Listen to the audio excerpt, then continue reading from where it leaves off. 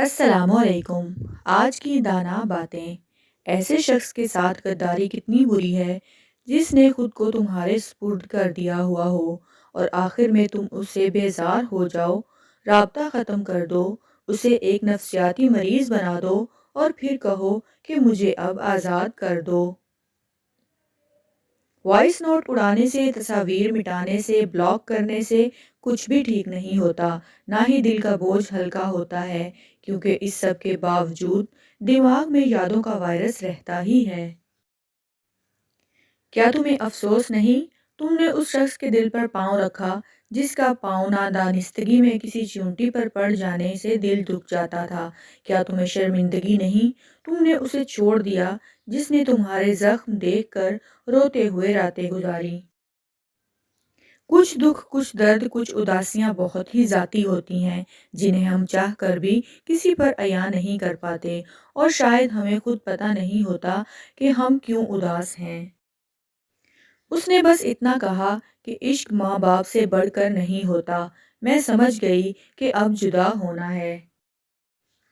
سالوں کا تعلق ہو، غضب کی محبت ہو یا پھر بلا کا عشق، جن لوگوں کے لیے آپ بیکار ہو جائیں وہ لا تعلقی ظاہر کرنے میں ایک لمحہ بھی نہیں لگاتے۔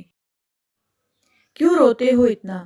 کیونکہ جو دنیا میں جتنا روتے ہیں وہ آخرت میں اتنا ہی ہلکا بوجھ لے کر اٹھیں گے۔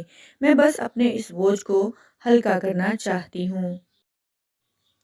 جن رشتوں سے ہم کو پیار، ہمدردی اور توجہ چاہیے ہوتی ہے، بدلے میں جب ان سے طنز اور نفرت ملے تو انسان انجانے میں اچھے برے کا فرق بھول کر ہر اس انسان کو تعلق سے بنا لیتا ہے جو توجہ اور پیار دے۔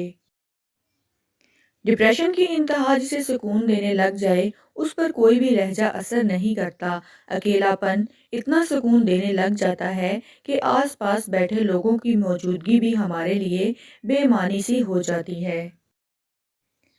انسان کا سب سے خوبصورت اثاثہ علم سے بھرا ہوا سر نہیں بلکہ محبت سے بھرا دل، سننے کے لیے تیار کان اور دوسروں کی مدد کے لیے تیار ہاتھ ہیں۔ اجنبیت بہت خوبصورت تعلق ہے، کوئی آپ پر انگلی نہیں اٹھا سکتا۔ کم رشتے بنائیں لیکن مخلصی سے نبھائیں۔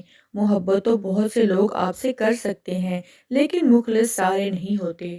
اگر میری آج کی ویڈیو آپ کو پسند آئی ہو تو کامنٹ میں ضرور اس بات کا اظہار کیجیے، اور ایسے ہی مزید اچھی ویڈیوز کے لیے میرے چینل کو سبسکرائب کر لیجیے۔ اپنی دعاؤں میں یاد رکھیے گا۔ فی امان اللہ۔